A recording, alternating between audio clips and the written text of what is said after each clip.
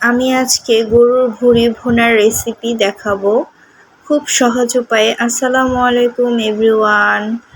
আমি প্রথমেই ভুঁড়িটুকু ধুয়ে নিব। ভুঁড়িটুকু ধুয়ে নেওয়া হয়ে গেলে তারপর প্রেসার কুকারে দিয়ে ভুঁড়িটুকু সিদ্ধ করে নেব। এই তো প্রেসার কুকারে ভুঁড়িটুকু দিয়ে দিব। তারপর 1 কাপ পরিমাণ পানি দিয়ে দিব।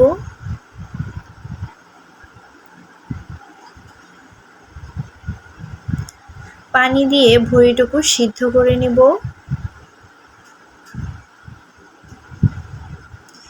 তারপর সিদ্ধ হয়ে গেলে ভুঁড়িটুকু একটা পাতিলে ঢেলে নিব। তারপর চুলায় একটা কড়াই বসিয়ে দিব। কড়াই বসিয়ে তেল দিব। তেলটুকু গরম হয়ে গেলে পেঁয়াজ কুচি দিয়ে দিব। পেঁয়াজ কুচিগুলো একটু ভাজা ভাজা করে নিব, হালকা ব্রাউন কালার করে। তারপর রসুন, তেজপাতা, কাঁচামরিচ, শুকনো মরিচ দিয়ে দিব। দিয়ে আবার ভালো করে নেড়ে চেড়ে নিব।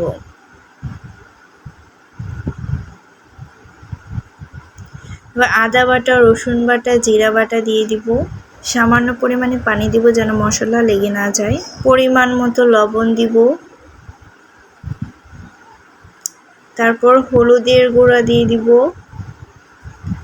একটু মরিচের গুঁড়া দিয়ে দিব। দিয়ে ভালো করে নেড়ে চেড়ে নেব।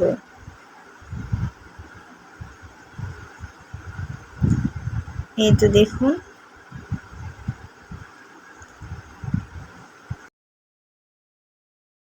এরকম মশলাটুকু কষিয়ে নেওয়ার পর ভুঁড়িটুকু দিয়ে দিব। কিছু আলু কেটে রেখেছিলাম, আলুটা দিয়ে দিব। দিয়ে আবার ভালো করে নেড়ে চেড়ে দিব। নেড়ে চেড়ে দিয়ে ঢাকনা দিয়ে দিব। ঢাকনা দিয়ে এটা কষিয়ে নিব। তারপর কিছুক্ষণ পর ঢাকনা উঠিয়ে আবার একটু নেড়ে চেড়ে দিব।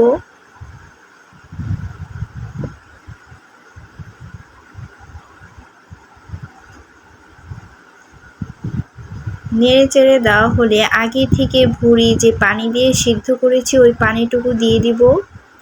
দিয়ে আবার একটু ভালো করে নেড়ে চেড়ে আবার একবার সিদ্ধ করে নিব। এই তো দেখুন, এরকম ভালো করে ভুনা ভুনা করে নিয়ে আবার 2 গ্লাস পানি দিয়ে দিব।